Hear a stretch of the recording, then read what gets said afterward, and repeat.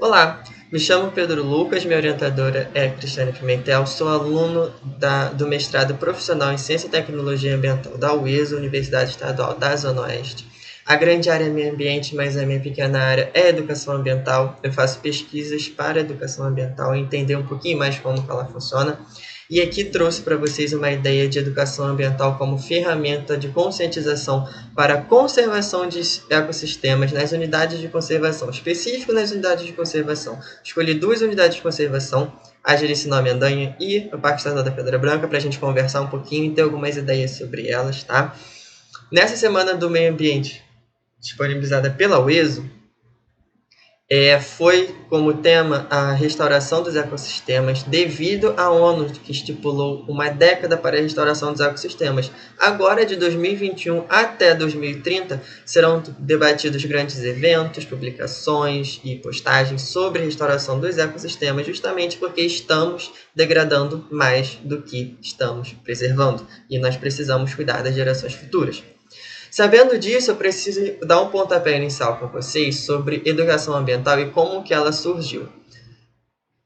Bom, provavelmente vocês já devem ter visto sempre isso na vida de vocês sobre a Revolução Industrial e que a Revolução Industrial fez um boom em toda a área do meio ambiente, né? E na educação ambiental não foi diferente. Foi a partir da Revolução Industrial que as pessoas começaram a ver que o maquinário dava dinheiro, dava poder, dava aquisição, dava lucro e não estava tendo uma grande preocupação com o meio ambiente. Isso não estava num processo muito bom e precisavam de táticas, ideias e mecanismos que revertessem esse problema. E por isso surgiu a educação ambiental. Não surgiu só a educação ambiental, mas em 1983 surgiu a primeira conferência de Estocolmo com essas ideias de educação ambiental, desenvolvimento sustentável,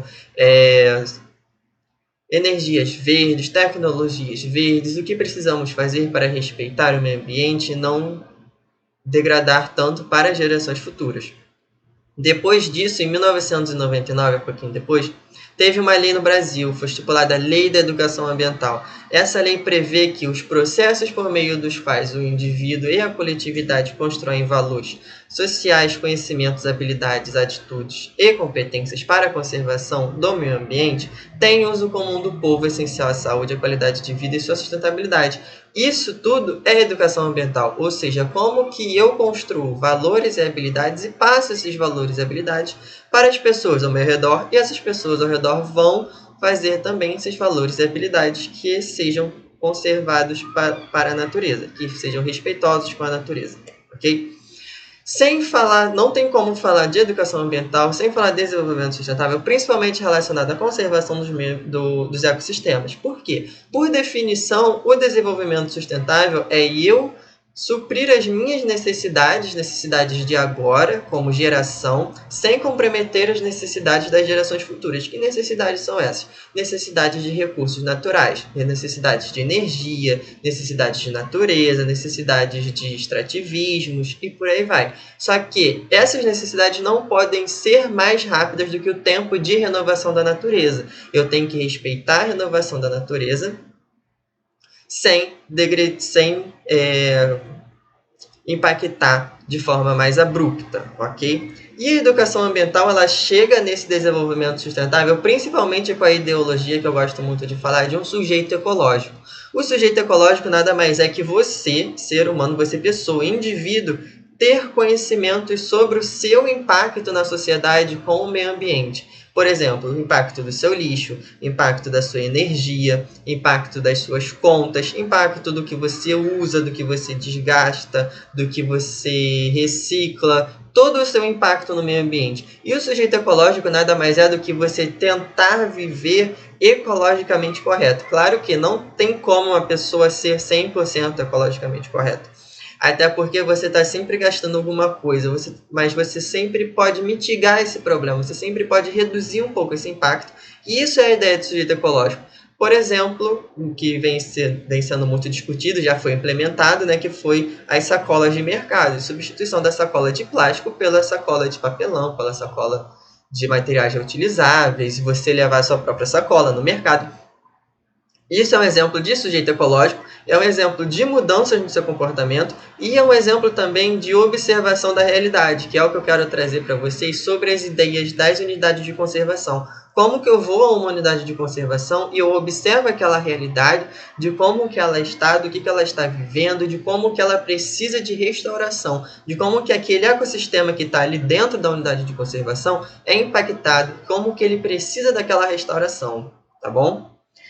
Dito isso, nós vamos para a restauração dos ecossistemas propriamente dito, tá? A restauração dos ecossistemas, ela visa muito reduzir principalmente os impactos ambientais dos seres humanos naquele meio ambiente. Quando eu falo de unidade de conservação, eu falo de áreas que estão no meio urbano. Então, as pessoas que vivem em sociedades, que vivem ao redor daquela unidade de conservação, vão impactar muito mais aquele lugar do que elas imaginam. Então, eu sempre falo sobre os impactos humanos, eu falo também sobre as mudanças climáticas, eu falo sobre respeitar a biodiversidade local, porque dentro das unidades de conservação existe uma grande biodiversidade vivendo ali, tanto de fauna quanto de flora. E isso eu só faço tendo a melhoria da vida em sociedade. Eu, por exemplo, ampliando as ideias de sujeito ecológico para as pessoas que vivem ali na sociedade terem também consciência dos seus impactos e como que esses impactos interferem na unidade de conservação propriamente dita, tá? Uma unidade de conservação, ela é, como o nome diz, uma área na qual precisa ser incentivada a educação, a preservação daquele lugar. Eu não posso entrar naquele lugar sem antes ter um cuidado de que eu vou fazer alguma coisa com aquela área, eu vou impactar aquela área de alguma maneira. E isso você só consegue ter essa ideia caso você seja participante de ações integradas, por exemplo, movimentos, ONG, desculpa, que fazem sempre condições e ações para a preservação de algum determinado local.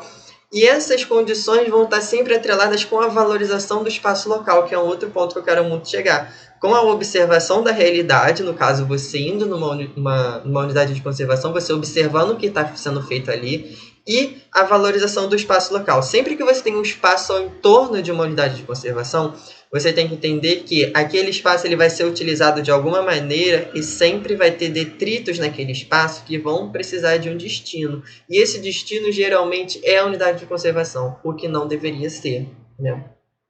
Para contextualizar um pouquinho vocês ainda um pouquinho sobre as ideias da ONU, existem os 17 Objetivos do Desenvolvimento Sustentável, que estão compostos na Agenda 2030, né, na Agenda de 2030, e o Objetivo 15, que está aqui, que eu trouxe para destacar para vocês, é sobre a vida terrestre. Nessa vida terrestre, eu preciso proteger, recuperar e promover o uso sustentável dos ecossistemas terrestres, gerir de uma forma sustentável as florestas, etc. Esse objetivo ele continua, mas a parte que apetece a gente é proteger, recuperar e promover o uso sustentável dos ecossistemas terrestres. Será que eu, como um sujeito ecológico, como uma pessoa, um cidadão, tenho conhecimento de que eu preciso proteger, recuperar e promover aquele lugar, aquela unidade de conservação? Será que eu tenho conhecimento do meu impacto sobre aquilo? Será que, ampliando um pouquinho a esfera, né? Será que os governantes, será que a sociedade, será que o prefeito, o governo, o presidente, o que for, tem conhecimento que as atividades deles, os costumes, as falas, o que eles pregam, o que eles aparecem falando na mídia impactam outras pessoas que também vão impactar o meio ambiente? Será que eles pensam nisso? Essa é toda a observação que a gente precisa ter e a valorização daquele lugar também, que sempre que eu impactar aquele lugar eu vou desvalorizar. Se eu vou desvalorizar, eu vou perder muitas coisas com aquela unidade de conservação. Falando especificamente agora das duas que são os pontos principais dessa discussão, infelizmente é uma discussão unilateral, né, mas eu espero que o que eu fale aqui pelo menos impacte vocês um pouquinho sobre como a gente observa a realidade, sobre como a gente está inserido numa sociedade que às vezes a gente não pensa que é isso, mas a educação ambiental ela também é voltada para a segregação socioespacial.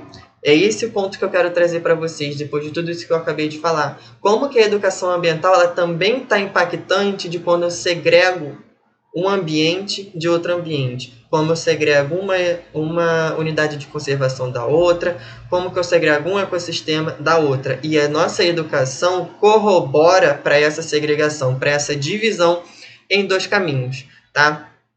E como exemplo, eu trouxe a APA de Jericinó-Mendanha e o Parque Estadual da Pedra Branca, duas unidades de conservação situadas no Rio de Janeiro, tá? Mais especificamente em Campo Grande.